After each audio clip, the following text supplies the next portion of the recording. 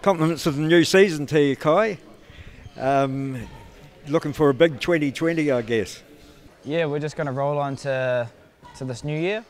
2019 was a massive year for City Kickboxing and myself.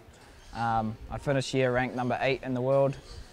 Didn't get the result we wanted in December, but you can take a lot of positives away from that. And you do what we've been doing already, and obviously the system that we have at City Kickboxing is working. So I'm not going to, like our interview previously, we're not going to let that affect us, and we're just going to use that momentum and go forward. So massive year for us, and can't wait to start the year off with a banger come UFC Auckland. Yeah, well, last time we spoke, you weren't confirmed then, and you were hoping to get on the card, and it's all happened for you.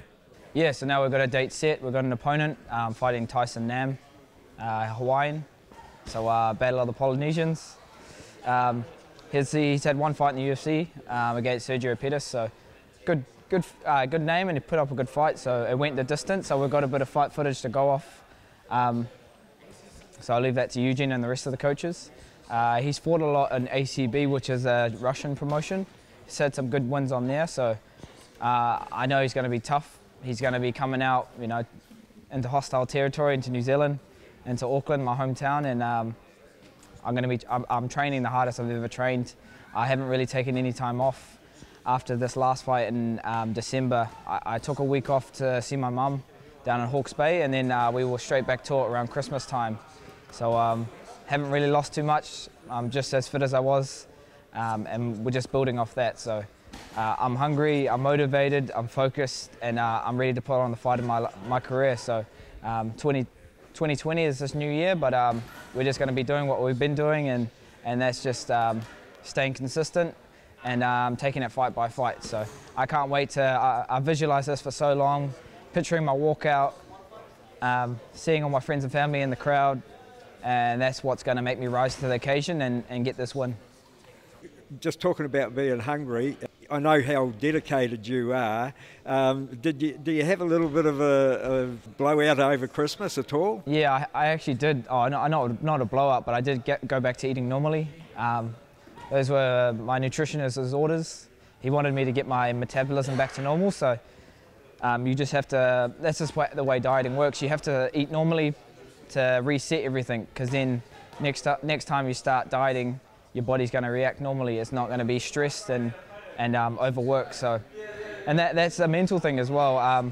Taking like a week off to do nothing, actually you miss training. You miss the feeling of being sore and all those things. So it was kind of crucial to just take a little bit of time off, mentally reset, go see family, and that really puts things in perspective. And come into this fight camp, you're not going to burn yourself out. So. Another thing I did when I was down in Hawke's Bay, I paid my respects to Pat O'Brien. He passed away in a tragic car accident last year, and he was the owner of the lab down in Napier, one of the MMA gyms down there. So he was big in the community. He was close with my family, grew up with all my cousins. So I couldn't go to, unfortunately I couldn't go down to his funeral because I was in my fight camp when he passed away.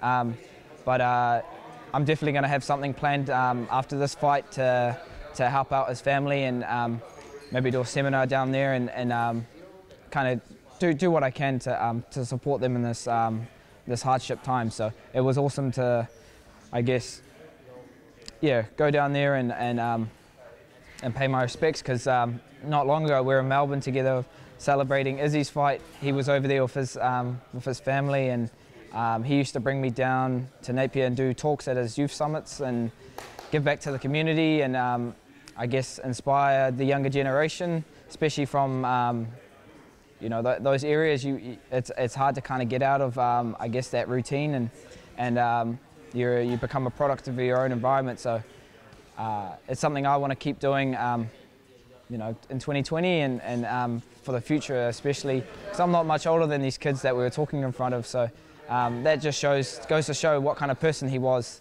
Very selfless, big in the community, and big, massive role model. So I want to, continue that legacy and and help any way I can. So yeah.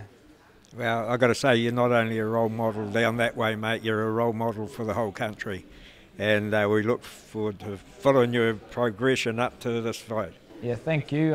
It's going to be awesome being on the same card as Dan and Brad. My first UFC fight with Dan and Brad. So it's going to be awesome, you know, pushing each other. We've been doing it for the last few weeks in Christmas and the holiday season. You know, it's a lot easier when you've got someone next to you doing the same thing, and you're sharing that struggle together. So we've still got 7 weeks left. We're going to be guns blazing come fight week for UFC Auckland.